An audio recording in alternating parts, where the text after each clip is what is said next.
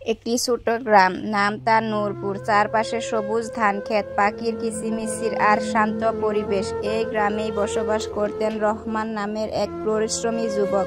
রহমানের জীবনে ধন সম্পদ ছিল না, কিন্তু ছিল পরিশ্রম আর সততা। তিনি ছোটবেলা থেকেই কষ্ট করে বড় হয়েছেন।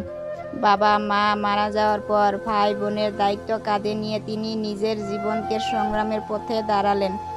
রহমান যখন যৌবনে পা রাখলেন তখন গ্রামের লোকেরা তাকে নিয়ে গর্ব করত, কারণ তিনি কখনো কারো অধিকার হরণ করতেন না, মিথ্যা বলতেন না আর কাজকর্ম সবসময় সৎ থাকতেন।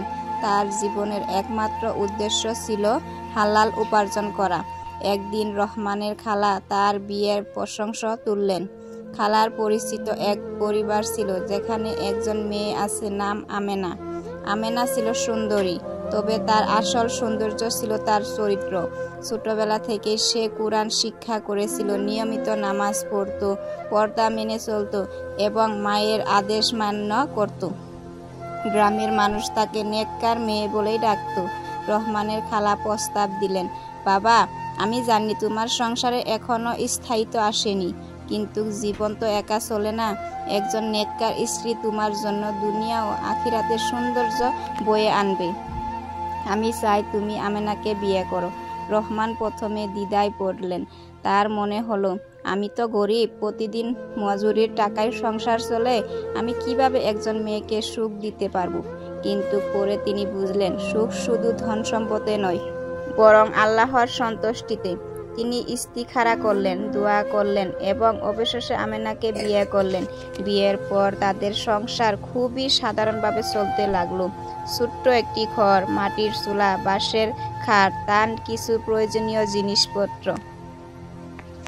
রহমান প্রতিদিনে ভোরে উঠে ফজরের নামাজ পড়ে কাজের উদ্দেশ্যে বেরিয়ে যেতেন। কখনো ইটভাটা, কখনো মাঠে কৃষিকাজ, আবার কখনো অন্য কোনো শ্রমের কাজ। আমেনা ঘরে থাকতেন, গৃহস্থলী কাজ করতেন আর রহমানের জন্য দোয়া করতেন।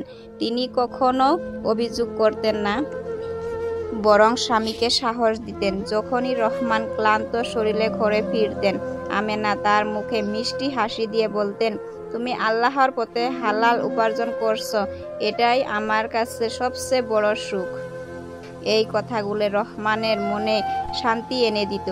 তিনি অনুভব করতেন, হয়তো পৃথিবীতে ধন সম্পদ তার ভাগ্য নেই, কিন্তু একজন নেককার স্ত্রীর মতো বড় সম্পদ তিনি পেয়েছেন। সময়ের সাথে সাথে তাদের সংসারে অভাব বেড়েছিল। একদিন ঘরে খাবারও ছিল না।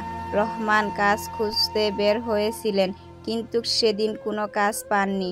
খালি হাতে বাড়ি ফিরতে তার লজ্জা লাগছিল।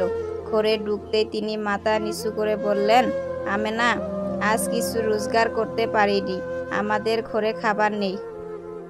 এই কথা শুনে রহমান ভেবেছিলেন আমেনা হয়তো কেঁদে ফেলবেন বা অভিযোগ করবেন, কিন্তু আমেনা শান্ত মুখে বললেন, আল্লাহ আমাদের রিজিকের মালিক, আজ যদি না দেন আগামীকাল দেবেন, তুমি মন খারাপ করো না।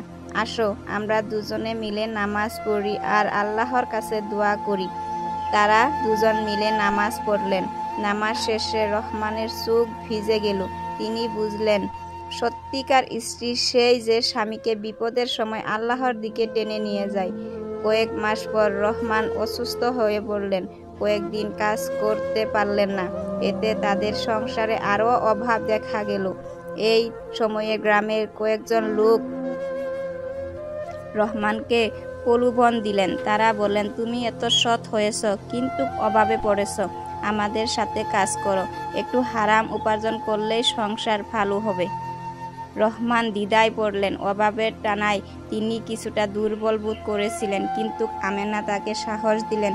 তিনি বললেন, রহমান, আমরা হয়তো অভাবে আছি, কিন্তু মনে রেখো, হারাম পথে রিজিক আসলেও তার মধ্যে বরকত নেই, বরং তা আল্লাহর গজব ডেকে আনবে। আমরা ক্ষুধার্ত থাকবো, তবু হারাম খাবো না। স্ত্রীর এই দৃঢ় ঈমান রহমানের মনকে শক্ত করে দিল। তিনি সেদিন থেকে আরও প্রতিজ্ঞা করলেন, তিনি কখনো হারাম পথে যাবেন না। ধীরে ধীরে আল্লাহ তাদের জীবনে বরকত দিতে শুরু করলেন। রহমানের কাজে নিয়মিত এলো। কিছু জমিও ভাড়া নিলেন কৃষি কাজের জন্য। ফসল ভালো হলো। আল্লাহর রহমতে সংসারে খাবারের অভাব কমে গেল।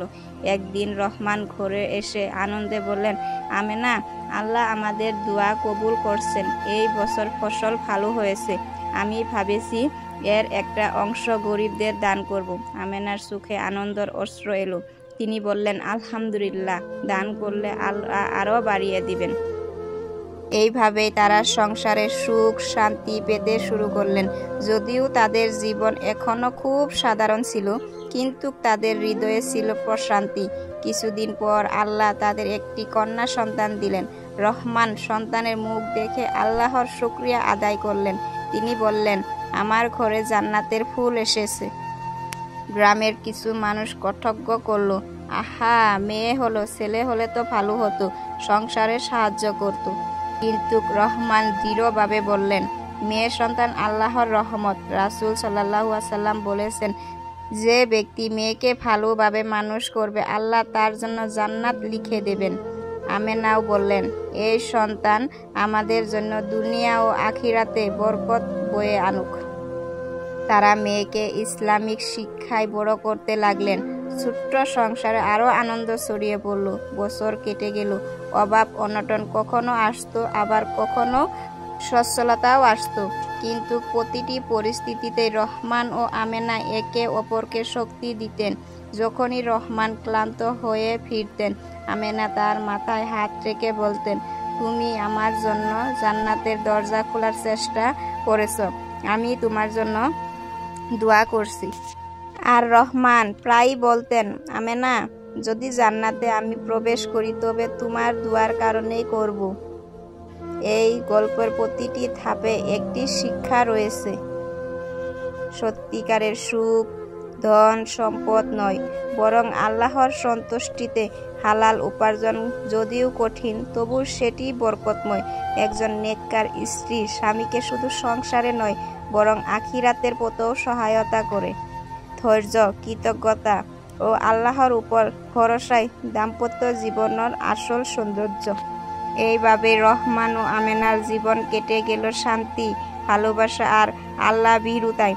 তারা গ্রামবাসীর জন্য এক উদাহরণ হয়ে দাঁড়ালেন। একজন সৎ স্বামী আর নেককার স্ত্রীর মিলনে কিভাবে একটি সংসার জান্নাতের বাগান হয়ে ওঠে।